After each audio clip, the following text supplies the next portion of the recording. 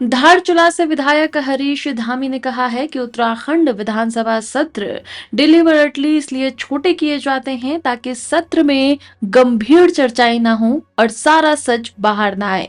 वो बताते हैं कि अगर सत्र लंबे होते हैं तो सारे मुद्दों और भ्रष्टाचार पर खुलकर बहस होती।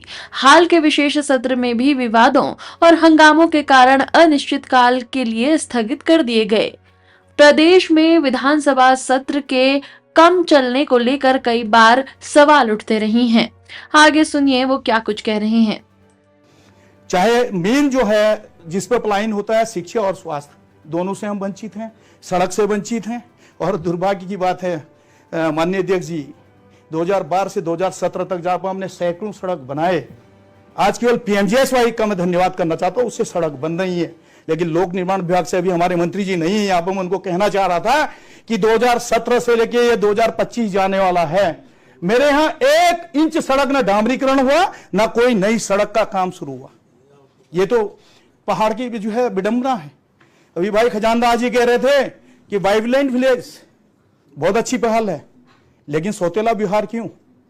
मेरे यहाँ बुरफू को छोड़ दिया, मिलम को वाइवलैंड विलेज ले लिया। भाई मेरा कहना यह है, हमारा नामिक का क्षेत्र है, हमारा जो है जौहार घाटी है, चाहे जौहार है रालम है, जहां पर रालम में भारत सरकार के जो है चीफ इलेक्शन कमीशन के अधिकारी फंस गए थे। आज भी 60 किलोमीटर पैदल है, वो जो है आखिरी गांव हमारा, वहां पर ये व्यवस्थाएं हैं। हमारा दारमा वैली पूरा जो है वाइब्रेंट विलेज से आधा गांव छूट दिया है। उसी तरह ब्यास वैली है, उसी तरह 14 है। मेरा ये कहना है कि केवल हम कागजों में इसको न करें, धरातल में इसको उतारें, तब हम रजत जयंती मनाने की बात करें। चाहे स्वास्थ्य है, शिक्षा है, इन पे तो हम रहे। सड़क, अभी मैं देख रहा था कि एक चर्चा हो रही थी कि गड्ढा मुक्त। जब सड़क ही नहीं है तो क्या गड्ढा ढूंढें? हम तो ऑलरेडी गड्ढे में। और जो हमारे ऑल वेदर के रूप में जो है नेशनल हाईवे बन रहे हैं, आप जब जौनजीब से धारचूला की ओर 28 किलोमीटर जाने लगेंगे तो हिलवेज ने उस क्षेत्र की यह स्थिति कर रखी है कि हमको ढूंढना पड़ता है कि हम गड्ढे में है कि सड़क में। और जब बारिश नहीं होती धूल धक्कर से लोग परेशान, और जब बारिश होती है तो कीचड़ से परेशान, ऐसी स्थिति। और वहां पे लोग, बीच में कोविड के समय में सरकार की तरफ से एक जवाब आया कि हम लोग जो है ऑनलाइन पढ़ाई कर रहे हैं। भाई जब मेरे 50% क्षेत्र में नेटवर्किंग ही नहीं है तो कहां से ऑनलाइन पढ़ाई होगी? आज भी हम लोगों को मोबाइल टावर के लिए भटकना पड़ता है। अभी कल परसों एक न्यूज छपा था कि केंद्रीय राज्य मंत्री जी ने दाखिम के जो है अनशनकारियों का अनशन तोड़ा। आखिर हमको यह जरूरत ही क्यों पड़ रही है अनशनकारियों का अनशन तोड़वाने की?